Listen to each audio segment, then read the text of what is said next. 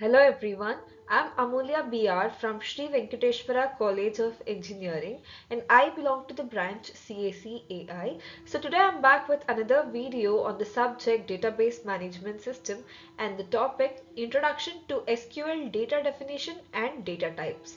So now let us look into what we're going to learn today. The contents are overview of data definition language, create statement and creating a database, creating tables in SQL, defining columns and data types, common data types in SQL, numeric and character data types, date and time data types, other data types in SQL, alter and drop statements in SQL. So now let us see the overview of data definition language. Structured query language, data definition language, is a set of commands that is used to define and manage the relational database structure. So DDL statements, it allows to modify or create or delete any database. So it gives a lot of options for the users. So some of the commands used are create. So what create does is it creates a new database object. Example, it can create a table. So and then next command is alter. It can modify the structure of database that is already existing. And then drop command. So this drop command will delete an existing database object, like it can delete a column or row or the table itself. And then is the truncate. So truncate can remove all the rows from the table, but it can retain the structure of it, like it can retain the skeleton of it only. So DDL helps in creating and maintaining the database objects. Create statement and creating database. The create statement in SQL is required for establishing database structures. So to create a database, we need this create statement and this will in turn create a database. So this process establishes a foundational structure for adding and managing tables and other database objects. So the defining database parameters may be the name, storage, location and other configuration settings to tailor the database to specific requirements. So it also allows for the user access control for granting permission to access and modify the database. Creating tables in SQL. So creating table means it's a fundamental task for defining the structure of the database.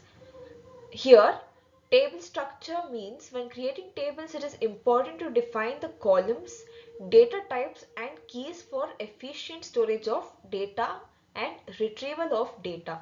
For example, here we can see in the example, we have created a table of employees. So here the table name is employee and then the ID is an integer column and primary key also. So and then the name is a variable length character and column salary is decimal column with precision of 10 and 2. Here department is also a variable character with length as 30.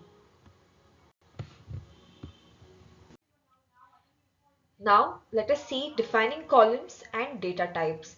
So defining column means it involves specifying the name, data type and any constraints that is associated with the column to column.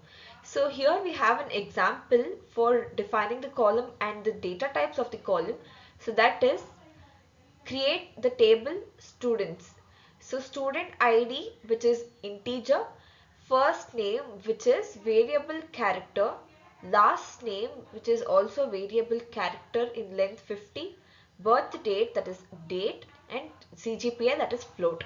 So student is the table name here, student ID is an integer value of column and then first name last name both are characters and birth date is the date column. So date is also another data type and GPA is a floating point column.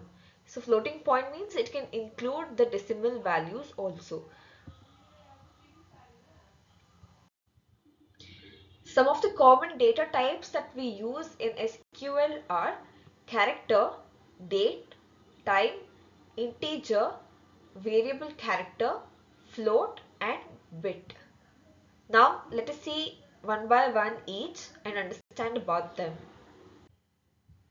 Numeric and character data types. So these kind of data types will provide the flexibility in defining structure of tables in relational databases. So first we have integer, which is int. It is used to store the whole numbers without any decimal points.